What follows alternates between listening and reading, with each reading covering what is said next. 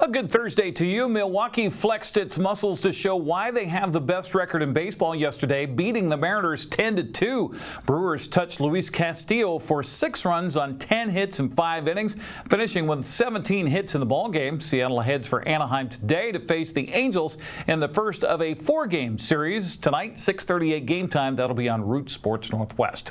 Mariners fell to 6 games behind Houston after the Astros edged Arizona 4-3. Angels come into tonight's game following a 6-3 loss to the Mets. Texas closed the gap with Seattle after a 2-1 win over the Athletics. Well, the Seahawks began training camp yesterday. Actually, they began it yesterday. Training camp we're talking about with a set of new faces, especially on the offensive side of the football. Gone are Geno Smith, DK Metcalf, and Tyler Lockett.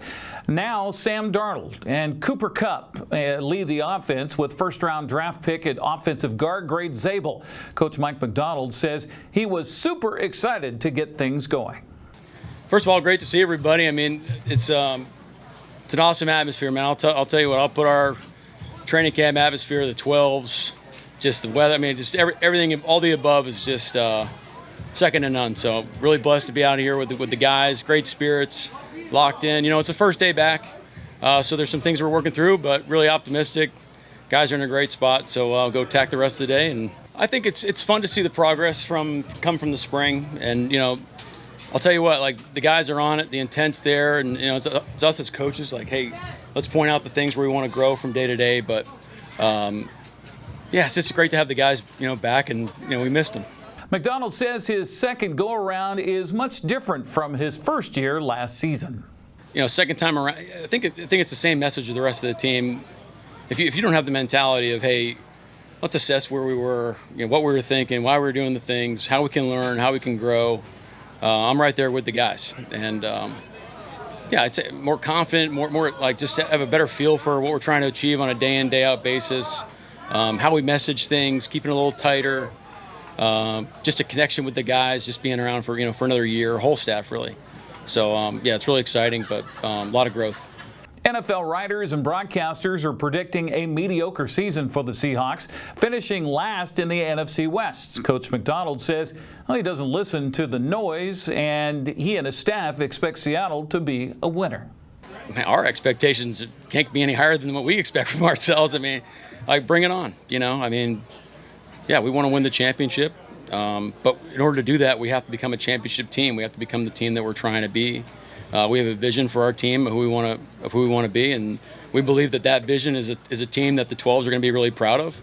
But it takes time. You know, we got to put it together. We got to do all the work. We got to do all the meetings. We got to do all the reps. We got to make those tough decisions. I mean, there's so many things that need to happen between now and when we kick it off. But that's why just every day is so critical. You can't skip steps. Seattle has its first preseason game a week from tomorrow in Lumen Field against the Las Vegas Raiders.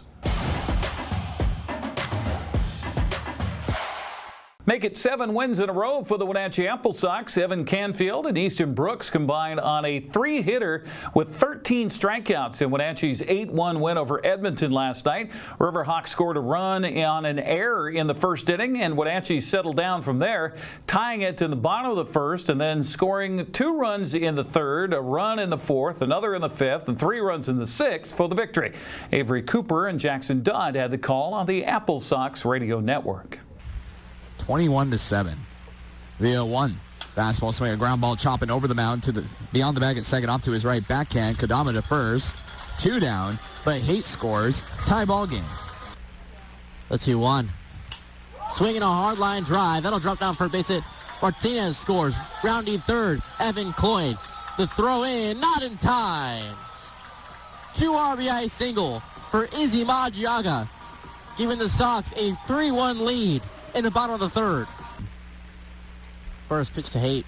Outside, gets away from Green, and the run comes home. It's 4-1 Sox after that wild pitch by Chamberlain. The AppleSox versus Kelowna. There's a swing and ground ball chopped over the short. Fielded up to shins by Naukow. He throws the first, not in time. Here comes the run home from second. Head first slide, and he's safe. Izzy Madriaga with some heads-up base running to score a run, and it's now 5-1 AppleSox. The 3-1 pitch by Mueller.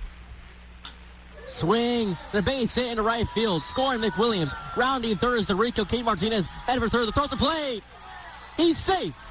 Davis DeRico scores alongside Jack McWilliams. And another 2 RBI single by Izzy Madriaga. Whatever the Sox need. The 2-1 pitch. Inside, gets away from Green. Coming home is Kate Martinez. He'll score. Madriaga moves up to third base on the wild pitch. It's 8-1 Sox. Brooks, a stare down with Sato. And the 3-2 fastball, strike 3 called at the thigh to end the ball game. How about 9 punch-outs tonight for Brooks as he earns the win, and the Sox have won 7 in a row.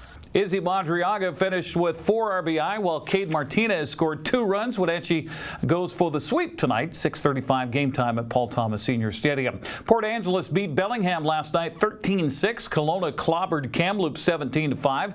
Portland doubled up Springfield 10-5. Corvallis nabbed Nanaimo 9-2. Yakima Valley squished the Marionberries 14-6. Walla Walla got by Bend 6-5. Ridgefield robbed Cowlitz 8-7. Victoria fell in a non-league game to the Dub C Fish Sticks by a final of 10-8. Harbor Cats still in the lead of the WCL North Division second half race. Edmonton is a game and a half back. The AppleSox have crept to within 2.5 games, while Kelowna is 3.5 games back.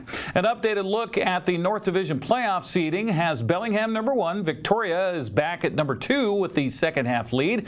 Wenatchee's second best overall for a record, that is, at 24-17, has the AppleSox a number 3 seed. Edmonton would be the number 4 seed with a third best overall record at 23-17. The first round playoffs would have the Bells facing the Riverhawks, while the AppleSox would face Victoria in best of 3 series.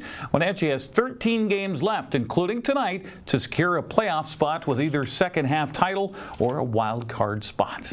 That's a look at sports news. I'm Eric Granstrom. Have a happy Thursday.